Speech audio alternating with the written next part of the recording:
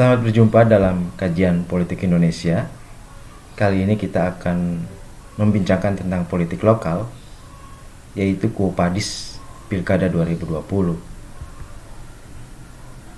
Seperti kita ketahui, awal tahun ini kita dicekam oleh wabah sejak awal Maret lalu, dan wabah ini merupakan kehendak Sang Pencipta, jadi tidak bisa dihindari. Memang manusia hanya bisa meminimalisir saja dampaknya. Namun demikian, wabah ini bisa jadi pelajaran bagi kehidupan bernegara. Begitu takutnya kita terhadap wabah, ketakutan yang sama harus ditujukan pada virus mental yang merusak kehidupan bernegara, khususnya virus yang seringkali menjangkiti politisi. Seluruh elemen anak bangsa berusaha menghilangkan virus yang mewabah dan telah melumpuhkan kehidupan manusia di seluruh permukaan bumi ini. Perlawanan terhadap wabah bahkan sampai menghentikan berbagai agenda nasional, termasuk agenda politik. Di bidang politik, beberapa waktu lalu KPU sudah menerbitkan surat keputusan penundaan beberapa tahapan Pilkada serentak 2020. Dengan penundaan ini, maka akan sulit rasanya pemungutan suara yang telah ditetapkan undang-undang itu bisa terrealisasi. Dan demikian perintah undang-undang ini kemungkinan besar tidak akan bisa dilakukan, yaitu seharusnya Pilkada serentak 2020 itu pada bulan September nanti, gitu. Penundaan ini amat wajar ya, karena wabah yang rasanya sampai akhir Maret atau awal April ini semakin mengganas, gitu ya. Jeda ini bisa dijadikan waktu untuk berpikir. Jeda ini bisa dijadikan waktu untuk mengevaluasi kualitas rotasi kepemimpinan lokal yang selama ini dilaksanakan. Jeda sebaiknya dilakukan dalam waktu yang memadai, ya, sampai wabah benar-benar selesai. Jeda dalam waktu yang memadai ini tidak hanya demi keamanan jiwa setiap individu, melainkan bisa digunakan untuk memperbaiki segala kekurangan yang terlihat selama ini. Untuk itu, penundaan beberapa bulan tidaklah cukup. Pemerintah, DPR, penyelenggara pemilu hendaklah mempertimbangkan pemilu lokal ini dilaksanakan tahun depan saja, sehingga selain menunggu kondisi benar-benar normal, ya, ada jeda setahun untuk mendiskusikan berbagai mekanisme perbaikan yang bisa dilakukan. Mencermati pilkada yang selama ini berjalan, kualitas pilkada mutakhir amat memprihatinkan dan mengkhawatirkan. Ya. Pilkada 2017, 2018, ya. Setidaknya terdapat 5 hal yang mematikan yang menginfeksi rotasi kepemimpinan di tingkat lokal itu.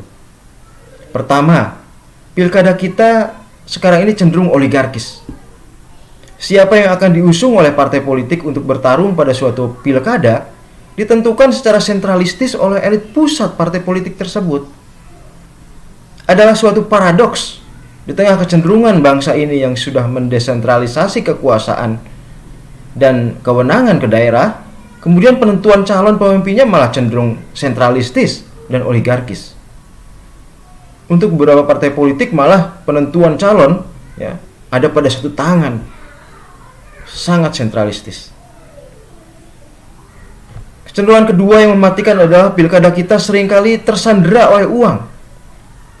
Praktik oligarkis di internal partai politik seringkali didrive oleh aliran uang.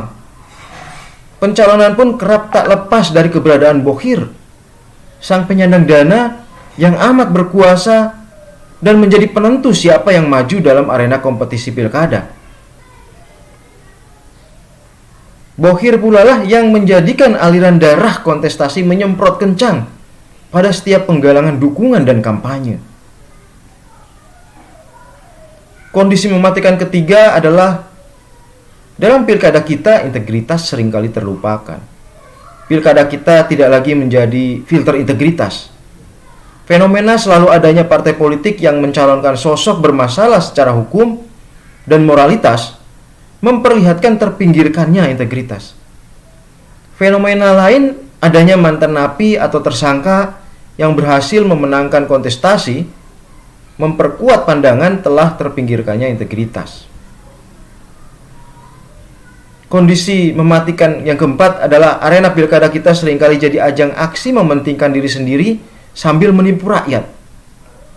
Rakyat bukan tujuan berpolitik, melainkan hanya dijadikan pijakan untuk mencapai kekuasaan. Rakyat ditipu seolah-olah kekuasaan setelah didapat akan dipergunakan untuk sebesar-besar mewujudkan keadilan dan kesejahteraan rakyat. Setelah menjabat, baru terlihat bahwa kekuasaan dipergunakan untuk menjarah, bancakan, dan pesta pora sang pejabat yang dengan kroninya. Tak jarang kita mendengar kepala daerah yang jadi kaya raya akibat jabatannya, hidup bermewah-mewah, bepergian ke luar negeri, bertamasya, dan berbagai perilaku tak terpuji lainnya. Kecenderungan mematikan kelima, kualitas pengawasan pemilu yang tidak optimal.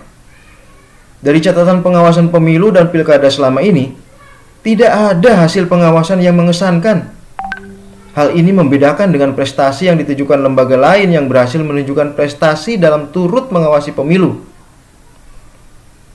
KPK misalnya yang berhasil menangkap basah money politik masif dan pelaku korup penyelenggara pemilu.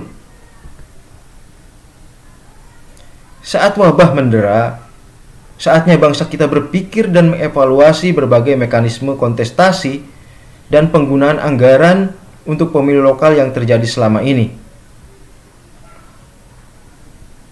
Berapa persenkah untuk kerja nyata terkait kepemiluan dan pengawasan pemilu?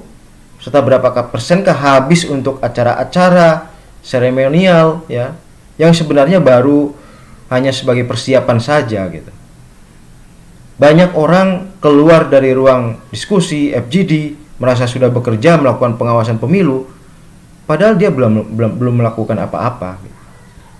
Itu kalau kondisi itu dibiarkan, maka itu sama halnya kita membiarkan virus mental yang mematikan. Penundaan tahapan dan pelaksanaan pemilihan hendaknya dijadikan momentum perbaikan kehidupan bernegara.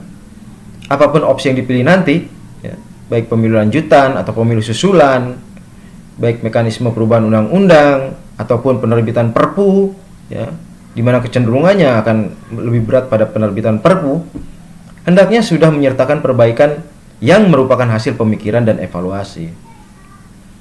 5 virus mematikan tadi akan membawa kehancuran Republik, menyeret Republik ke dalam kondisi negara gagal jika tidak dilakukan upaya-upaya perbaikan. Saat jeda seperti ini, dan inilah hikmah dari wabah dari sisi politik, semestinya dipakai untuk membaca, berpikir, dan mengevaluasi. Seperti virus corona, virus mental mematikan, yaitu berbagai perilaku berkarakter leviatan yang memiliki ciri non-demokratis, korup, dan sentralistik otoritarian yang membusukkan, hendaknya dienyahkan dari momen rotasi kepemimpinan Republik. Baik, itu saja kiranya kajian tentang politik lokal, ya, di mana kita menghadapi pilkada serentak 2020 dan kelihatannya memang tidak mungkin pilkada tersebut dilaksanakan sesuai dengan perintah undang-undang, yaitu September 2020. Dengan demikian maka harapannya segenap otoritas berpikir, ya, mengevaluasi dan memberikan waktu yang cukup untuk berpikir dan mengevaluasi tersebut, sehingga pilkada ke depan itu akan lebih baik gitu. Mungkin waktu setahun cukup lah gitu ya untuk memperbaiki segala kekurangan gitu. Sehingga kemudian virus-virus mematikan dalam politik Republik itu bisa kemudian dihilangkan.